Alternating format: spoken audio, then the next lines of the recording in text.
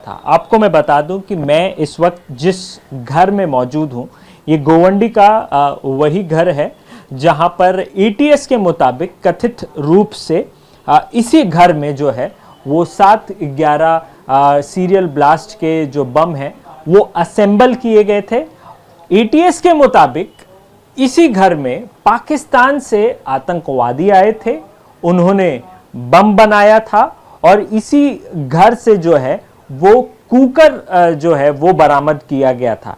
तो ये एटीएस के जांच में पाया गया था और इसी घर से मोहम्मद अली जिन्हें कोर्ट ने कल रिहा किया है बॉम्बे हाई कोर्ट के आदेश के बाद इन्हें जेल से रिहा किया गया है।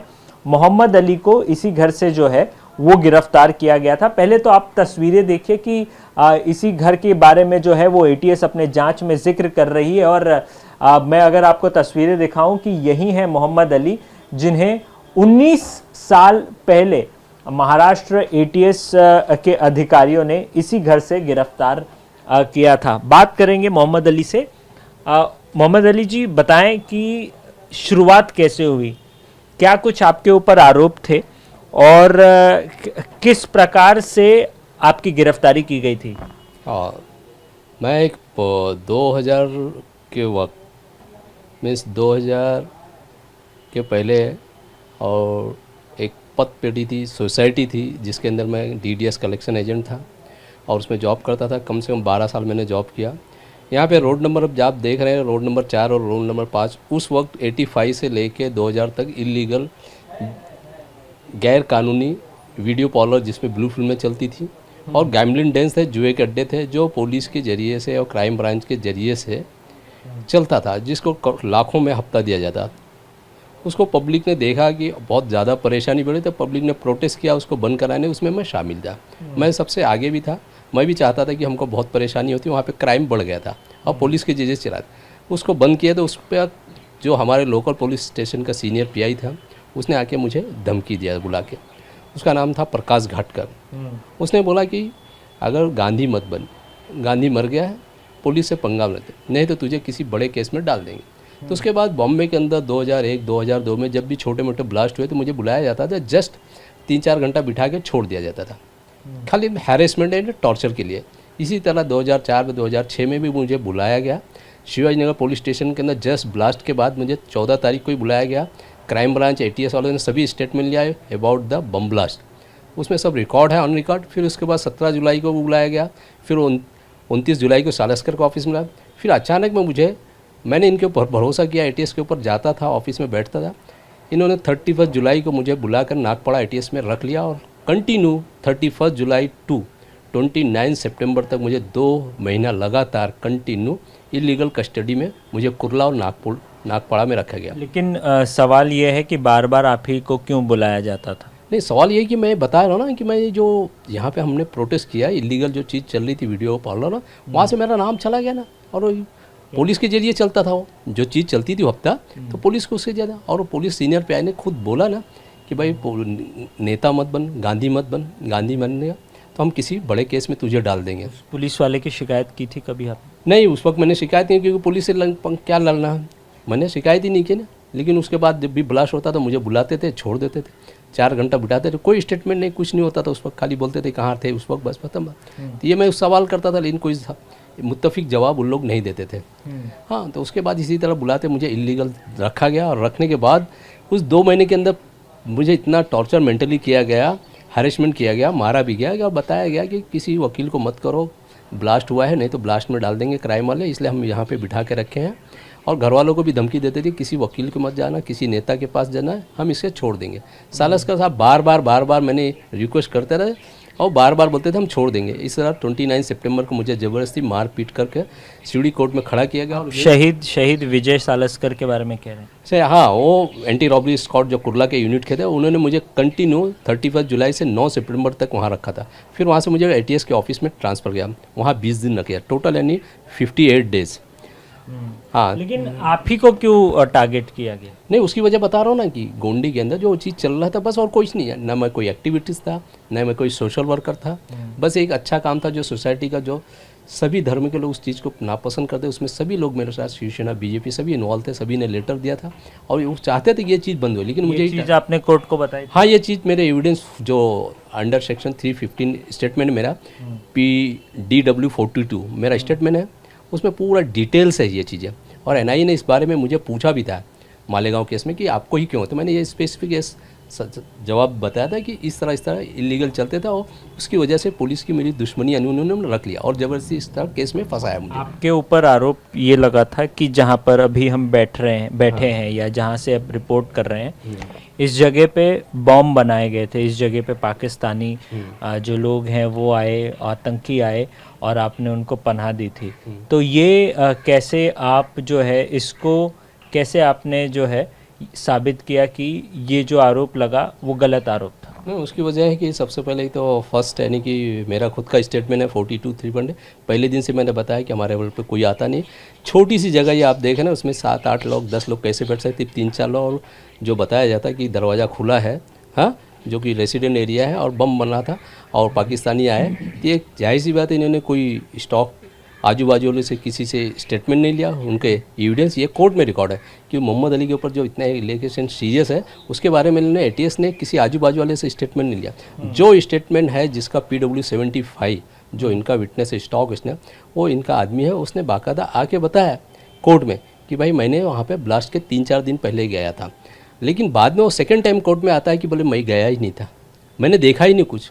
ये बेस पे जो जजमेंट हो या अनिल किल्लो ने इसको जजमेंट में लिखा है बाकायदा कि जो विटनेस है मेन असेंबलिंग का जो आई विटनेस है उसके वर्जन बार बार चेंज हो रहे हैं और उसको क्राइम ब्रांच में बार बार बुलाया जा रहा है। वो सिमी का मेंबर था, ऐसा है, घाटकोपर क्राइम ब्रांच से 6 मरतबा बुलाया है उसको ब्लास्ट के बाद। वहाँ पे सिर्फ और सिर्फ इंक्वायरी इसके लिए यही हुई कि बम ब्लास्ट के बारे में क्या कहना है, लेकिन जब उसने वाकई में ऐसा देखा था तो बम ब्लास्ट के बारे में क्यों नहीं बताया। सवाल यह है कि वहाँ क्यों नहीं बताया। उसका स्टेटमेंट रिकॉर्ड कब किया गया? और जो हाँ, वो 3 महीने के बाद अक्टूबर के अंदर 28 अक्टूबर को स्टेटमेंट निकाला, यानी आफ्टर 100 डेज के बाद। मतलब घटना के दौरान उसने नहीं बताया? घटना के दौरान ही नहीं, एक्चुअली में उसको जब क्राइम ब्रांच वाले भी बुलाते थे क्योंकि उसके ऊपर एक सिमी का केस था और मुझे कभी पहचानता नहीं, घाटकोपर का रहने वाला है, विक्रोली का, तो उस वक्त उसका खुद स्टेशन डायरी मौजूद है, कोर्ट के अंदर एविडेंस है, खुद क्राइम ब्रांच की जो आवक जावक बुक है उसके अंदर पूरी तमाम डिटेल्स है कि उसको बुलाया जाता था, बम ब्लास्ट के बारे में पूछा जाता था, इंक्वायरी होती थी, लेकिन उसने खुद कोर्ट में बोला है क्रॉसिंग में कि नहीं मैंने बताया नहीं। तो उसको सवाल पूछा गया कि तुमने अगर ऐसा वाकई में वहाँ पे देखा था, तुमको फीलिंग कब हुआ कि वो मोहम्मद अली ही है? तो बोले मुझे 3 महीने के बाद हुआ। 3 महीने के बाद हुआ तो फिर तुमने देखे थे? बोले हाँ, मैं पहले स्टेटमेंट देता कि हाँ मैं गया था, दरवाजे पर देखा, खड़ा रहा मैं मेरा दोस्त। लेकिन सेकेंड बार जब उसको पूछते हैं कि एग्जैक्ट बताओ तो बोलता है मैं नहीं गया था, मेरा दोस्त गया था।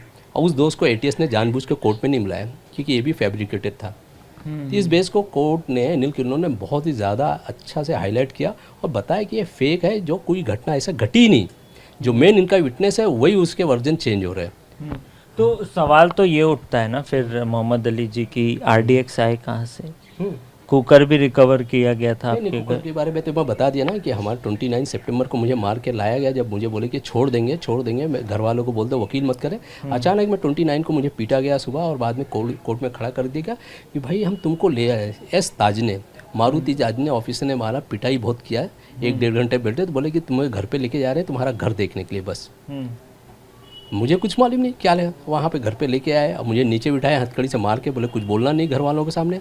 मेरी वाइफ गई थी नागपाड़ा कि आज छोड़ने वाले हैं, वो घर पे नहीं थी, बाद में आई। फिर भाई के ऊपर महले पे गए और बाद में वहाँ पे मेरी भाभी को बोले कि कुकर दे दो।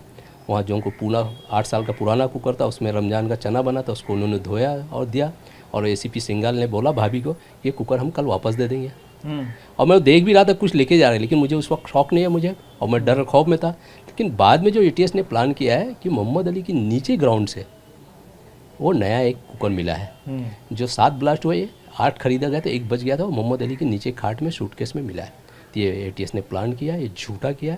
और जो एविडेंस है 75 वो भी फॉल्स है, इससे कोई कनेक्ट नहीं। और जो 58 जो एविडेंस है पंचनामा वो भी फॉल्स है, उसको भी कोर्ट ने नहीं माना है अभी।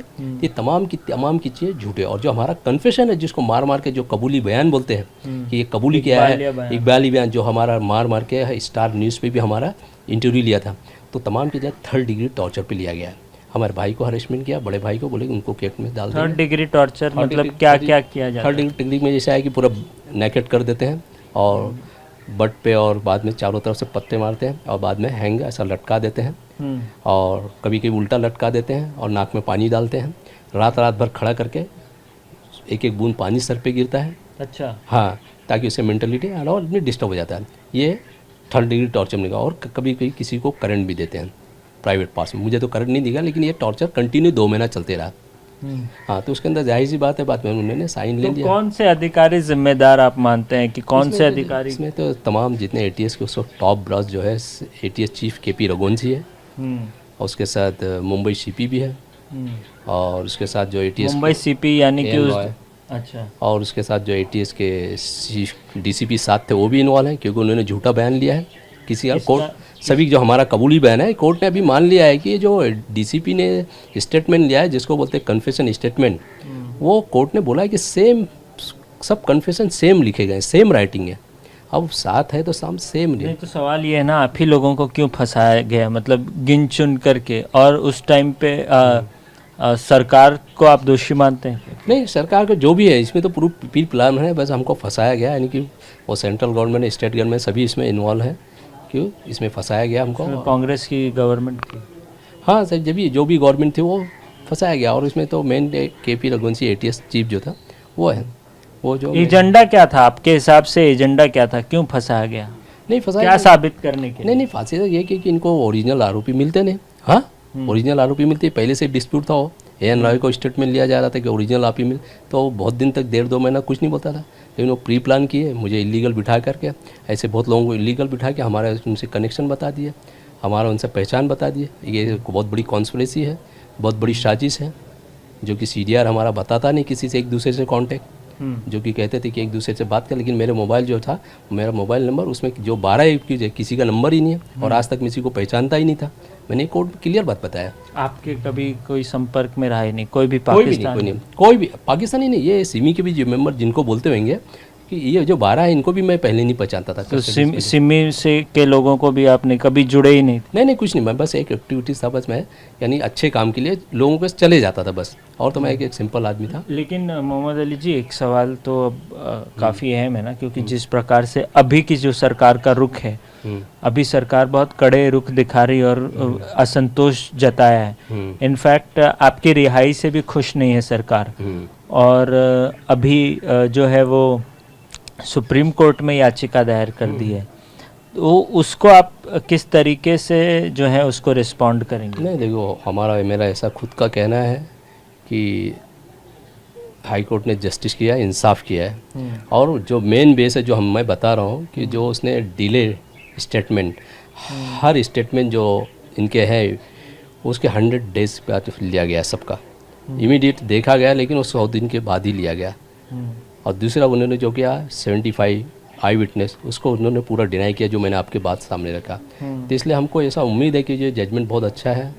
और लेकिन निचली अदालत ने तो आप लोगों को तो हाँ, तो वो तो वन साइड था, उसके बारे में है कि कोर्ट ने साबित किया, हमारे वकीलों वन साइड है नहीं, उन्होंने जो प्रोसिक्यूशन करना था उसको मान लिया। ये तमाम चीज़ें जो मैं बता रहा हूँ निचली अदालत में मिला था, लेकिन उसको नहीं माना, one side to my mind करके उसने कर दिया, हटा दिया। कोई इन्फ्लुएंस था क्या? नहीं कुछ नहीं, बस उसको माना नहीं है और ये इधर इंसाफ हुआ है। और सुप्रीम कोर्ट की बात है तो सुप्रीम कोर्ट का राइट है, जाने का है वो तो जाते हैं। हाँ जाना है, लेकिन हमें उम्मीद है, अल्लाह ताला पे भरोसा है इंशाल्लाह कि वहाँ भी ये कामयाब नहीं होंगे, और कामयाब होंगे हम एक्विटली होंगे। तो सरकार आपके खिलाफ क्यों इतना जो है वो कड़े तेवर दिखा रही है? सरकार तो आप ही लोगों को जो है आरोपी मानती है। हाँ, तो वो उसके मानने, लेकिन मेरा तो दावा है कि जब रियल चीज़ अगर मालूम पड़ जाए लोगों को तो सबके दावे भी गलत हो जाएंगे। सवाल तो यही है ना कि अगर जो आरोप आप लोगों पे लगे हैं, या वो ब्लास्ट के आरोपी आप नहीं है, तो फिर कौन है? हाँ, तो ये तो एटीएस से पूछना चाहिए कि भाई ब्लास्ट का कौन आरोपी है। ये मेरा एक सवाल है, हम नहीं है, हमारा एक कहना है आई एम इनोसेंट। हम आपके हिसाब से आपको ऐसा लगता है कि जो मेन आरोपी है वो आज भी फरार है, जो लोग शामिल है वो आज भी फरार है, और गलत लोगों को उठा लिया आपने? नहीं ऐसा नहीं, बस हम ये बेगुनाह है, हमको फंसाया गया, हम ये अपना, मेरा ऐसा अपना खुद का कहना है, और सुप्रीम से भी हम छूट ही जाएंगे। तो मोहम्मद अली जिन्होंने अपनी पूरी गाथा बताई कि कैसे इन्हें पकड़ा गया, कैसे जो आरोप लगाए गए, फ्रेम किए गए चार्जेस जो हैं वो फ्रेम किए गए, और कैसे इन्हें 3rd डिग्री टॉर्चर दिया गया।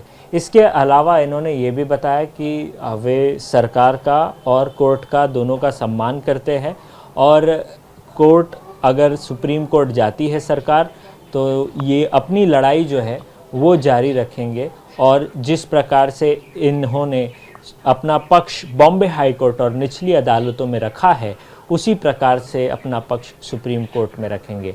वीडियो जर्नलिस्ट सुभाशीष धाम के साथ संदीप सिंह, TV9 भारतवर्ष।